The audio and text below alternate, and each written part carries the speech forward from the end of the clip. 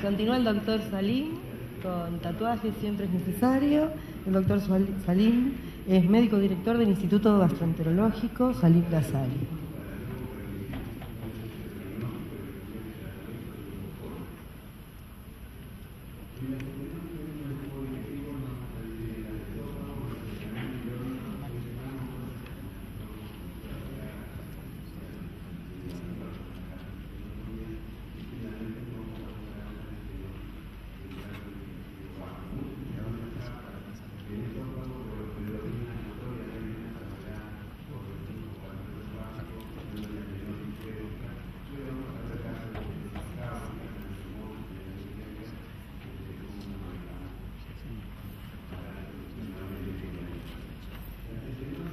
Bueno, buenas tardes. Muchas gracias, doctora Weston, doctor Rubio, por la invitación. Hoy me pidieron brevemente que hable sobre tatuaje, si el tatuaje siempre es necesario. Y vamos a hacer una pequeña reseña histórica. Sabemos que, bueno, la palabra tatuaje proviene de la palabra samoana que significa tatau, que es una práctica antiquísima y que, por ejemplo, en la Polinesia, en las tribus, era una forma de tatuaje cultural. Y después tenemos ya antecedentes de tatuaje en piel desde ya hace 2000 años antes de Cristo.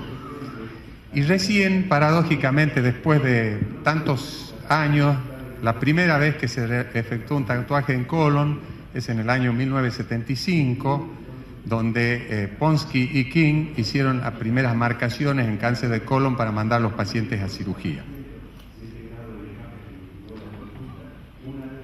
Acá se ve, por ejemplo, 2000 años antes de Cristo, un tatuaje en la mano de la momia Amunet en Egipto. Bueno, hay una variedad de elementos o de tintas que se usaron para tatuar.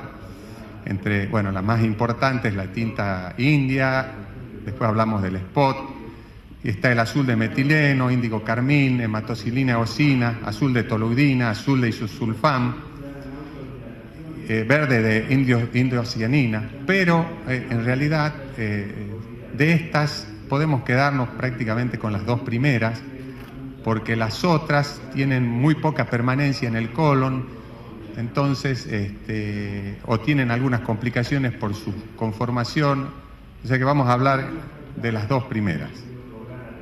¿Qué es la tinta india?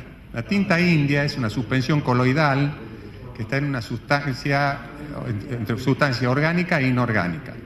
Contiene, por supuesto, partículas de carbón y tiene además etilenglicol, fenol, celiac y gelatinas que se usan como estabilizantes y diluyentes y que son los responsables de ciertas toxicidades.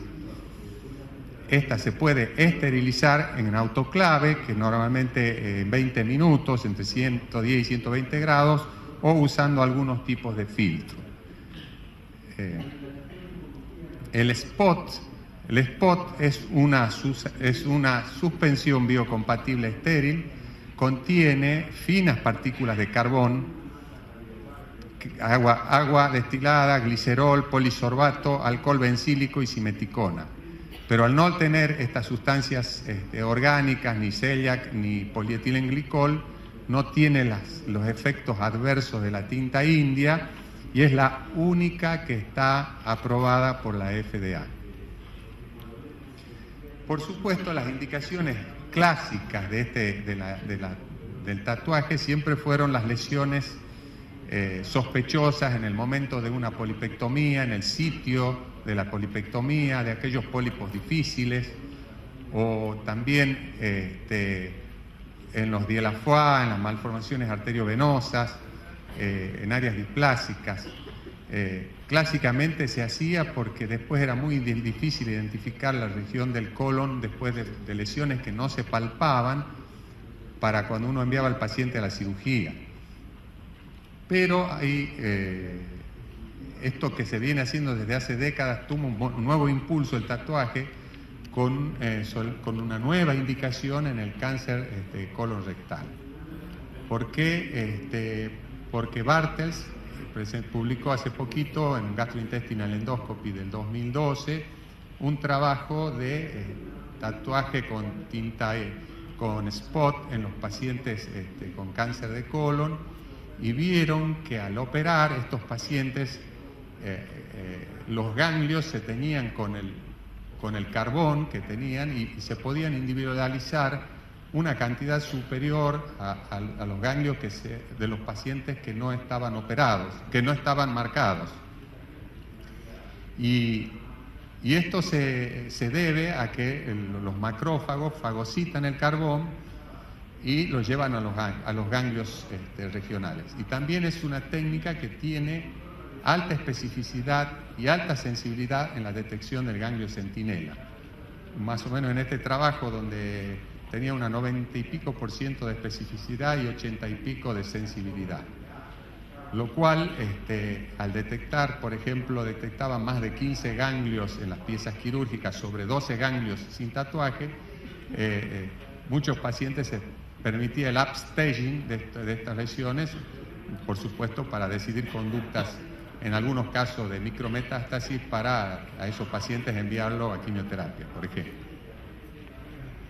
Bueno, lo importante de esto es la técnica. La técnica a utilizar: si se usa tinta india, hay que utilizar con una dilución a 1:100. Normalmente vienen ya en 1:50, o sea que hay que diluirlas a la mitad.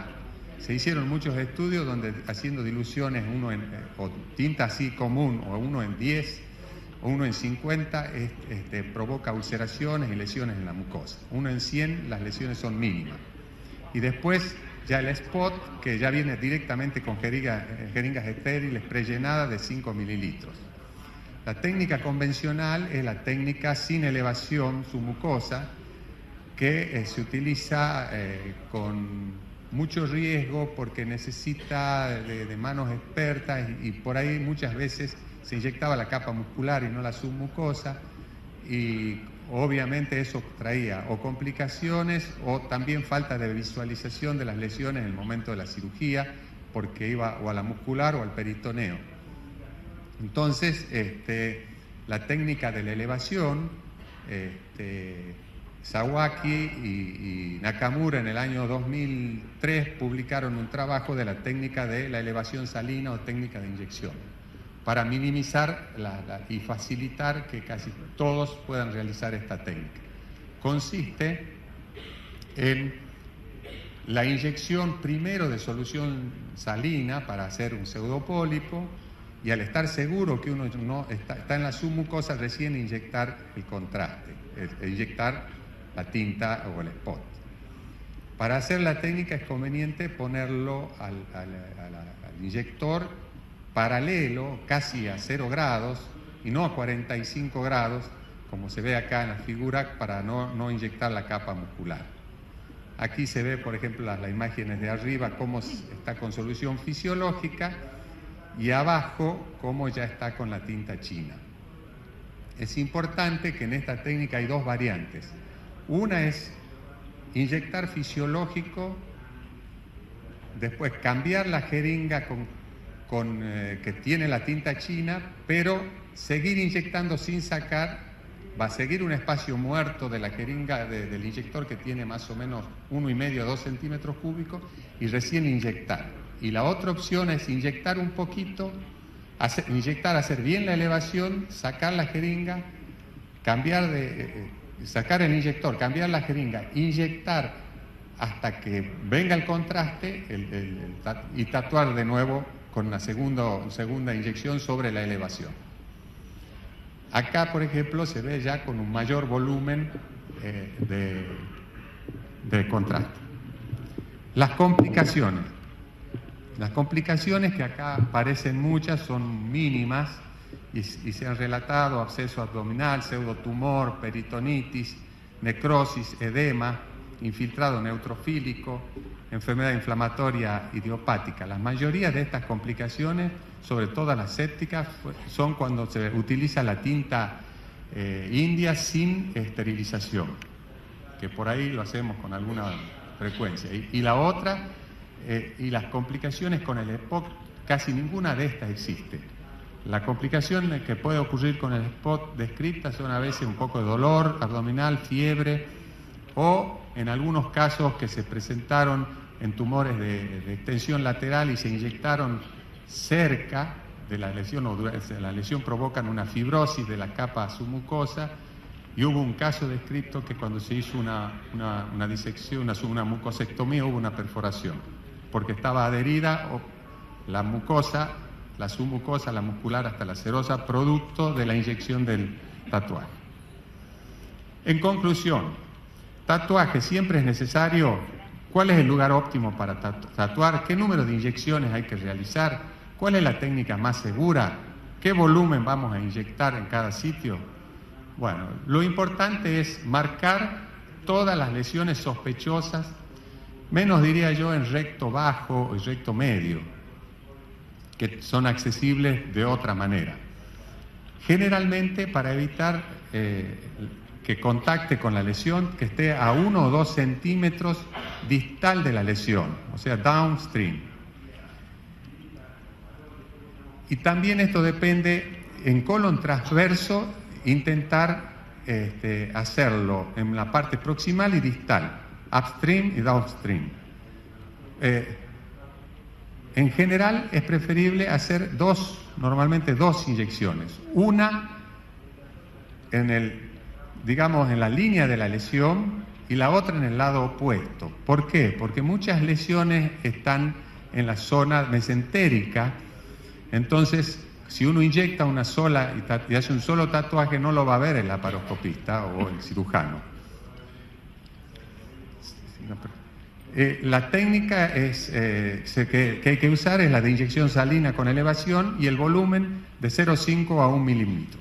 Por lo antedicho, el tatuaje se debería incrementar como técnica de rutina al detectar una lesión sospechosa. Más aún en la era de la cirugía laparoscópica, en la resección del cáncer de colon, donde la capacidad de localizar la lesión por palpación es limitada.